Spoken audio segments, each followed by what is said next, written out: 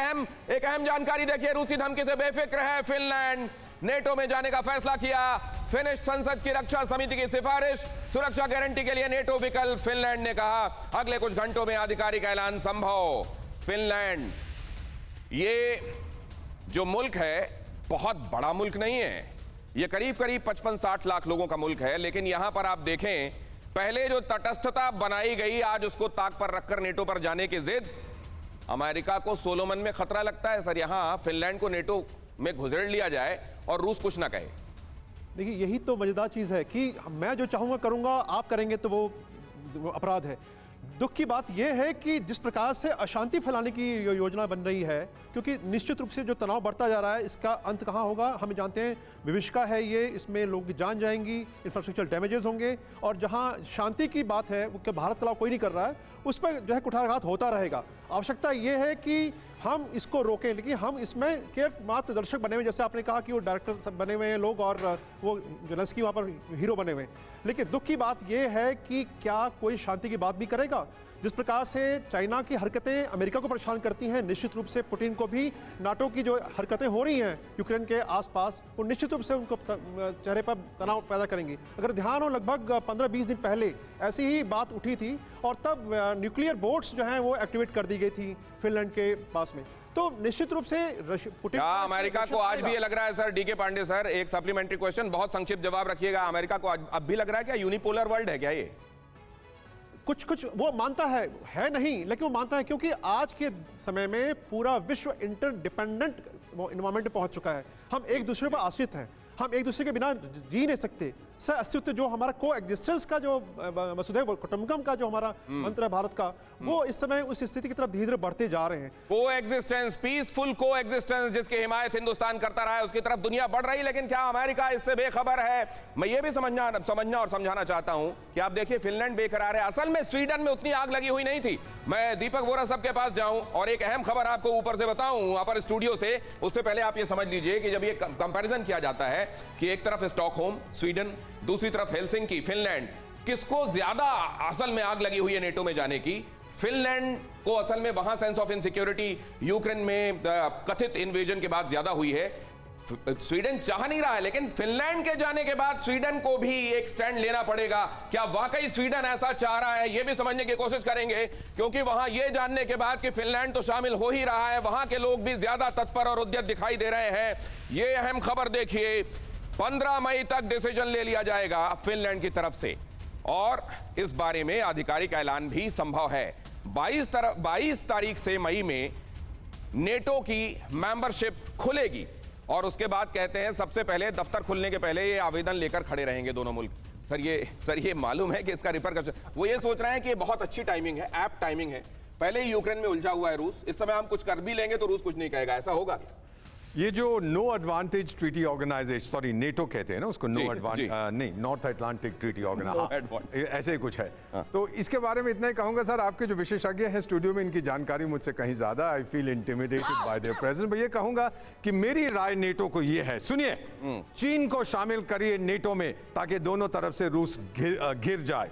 उसके बाद जब रूस हार जाएगा, आप चीन को बाहर निकाल के चीन पे हमला कर दीजिए और फिर अगले 200 साल तक दुनिया पर राज करिए। ये नेटो की पॉलिसी होनी चाहिए। और ईयू जहां तक है, श्रीलंका और नेपाल की हालत बहुत खराब है, कृपया उनको भी यूरोपियन यूनियन में शामिल कर दीजिए। हम बहुत खुश हैं जैसे हमें छोड़ दीजिएगा। ये देखिए नेटो को और क्या करना चाहिए। वाकई नेटो ने जिस तरीके का अपने कहे हुए पर वो स्टिक नहीं करके येन केन प्रकारेण आज कहे कल मुकरे, इस बात से बड़ी समस्या होती है जब चीन ऐसा करता है, लेकिन वो खुद करता है जब, तो सामने आईना नहीं रखता है। ये इंफॉर्मेशन आपके सामने मैं रखना चाहता हूं और उसके बाद हमारे संवाददाता विवेक वाजपेयी जुड़ रहे हैं यूक्रेन के महत्वपूर्ण शहर ओडेसा से। ओडेसा का क्या हाल किया है इधर रूसी बमवर्षकों ने, वो मैंने आपको दिखाया था, किंजल तक का इस्तेमाल हुआ है वहां पर। यहां पर आप देख लीजिए, स्टेप 1 नेटो का सफर या सफरिंग, ईयू का हिस्सा होना जरूरी है, लोकतांत्रिक सिद्धांतों वाला देश होना चाहिए, यूरो अटलांटिक की सुरक्षा में योगदान होना चाहिए। लेकिन ये तो वो है जो घोषित तौर पर करना होता है। इसके अलावा सिर्फ एक चीज है कि अमेरिका के साथ आप अपना एलिजेंस दिखाइए और आप फर्मा बरदारी दिखाइए, ये सब अपने आप हो जाएगा। बहरहाल दिखाने के लिए और क्या शर्तें हैं? 3 शर्तें पूरी होने पर मैप ज्वाइनिंग का मौका। Map means membership action plan. इसमें देखिए डिफेंस, मिलिट्री, पॉलिटिक्स और लीगल, ये तमाम रिव्यूज होते हैं। इन रिव्यूज के बाद आपको मेंबरशिप एक्शन प्लान के तहत आगे बढ़ने का मौका मिलता है। फिर क्या होता है, नेटो मेंबर बैठक में समीक्षा करते हैं और उसमें भी दिखाया जाता है कि एक बड़ी स्क्रूटनी के बाद और बड़ी सारी शर्तों और हर्ताओं के पूरे होने के बाद किसी को मेंबर बनाया जाता है। अप्लाई करने के बाद से बदलाव की समीक्षा की जाती है। यह देखा जाता है कि आज आपने अप्लाई किया और उसके बाद साल भर के अंदर, 1.5 साल के अंदर अपने अंदर क्या क्या चेंजेस लाए नेटो के मुताबिक। बिल ऑफ रेटिफिकेशन अडॉप्ट और डिपॉजिट करना होता है। ये बिल एक तरीके से आपका पूरा बैप्टाइजेशन होता है पहले, और उसके बाद आपको नेटो में शामिल किया जाता है। इस पर मैं जरा और राय लूंगा, लेकिन आप देख लीजिए फाइनल रिजल्ट क्या होता है। नेटो की मेंबरशिप आती है और उसके बाद कई जगह मिठाइयां बांटी जाती हैं और कई जगह बम गिरते हैं। के सिन्हा साहब, ज्यादातर तो बम ही गिरे हैं, मिठाइयां कहां बटी? एब्सोल्युटली। देखिए आप जो आज डिस्कशन चल रहा है जिस तरह से, और दर्शकों के लिए बहुत जिस तरह से आप बता रहे हैं, देखिए नाटो का क्या है, एंग्लो सैंक्शन एक कॉन्सेप्ट है जिसमें अमेरिका है और आपको पता ही है यूके, और देखिए ऑकस उसी लाइन में बनाया गया है। आपने बहुत अच्छा जब बात किया कि क्या कहते हैं जब ऑकस के आसपास में जब कोई आइलैंड चाहता है कि हम अपना भी विस्तार करें, कोई और दूसरे आए, और किस तरह से वो लोग उसके ऊपर पड़ते हैं। देखिए आज क्या चीज हो रहा है नाटो में, नाटो के अंदर में ये कहते हैं कि नहीं नाटो का विस्तार हो रहा है, नाटो में ये टूट की पहली कड़ी है।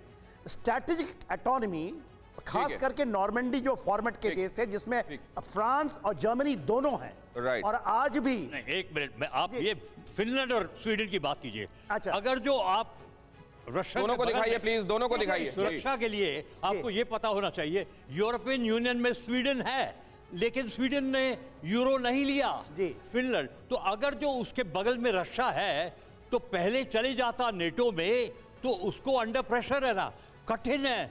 नेटो के जो कायदे हैं वो बहुत कठिन है, उनको अपने सब हथियार दिखाने पड़ते पूरे। एक तो अब जाएंगे एक चीज बताना बोलिए। लेकिन यूरोपियन यूनियन का membership is very important, Euro is very important as you get into NATO. हाँ, एक चीज मैं एब्सोल्युटली बहुत सही पॉइंट बता रहे हैं। मैं फिनलैंड की जो बात कर रहा हूँ, फिनलैंड में तो ऐसा माना जा रहा है कि 100% वो ज्वाइन कर लेंगे।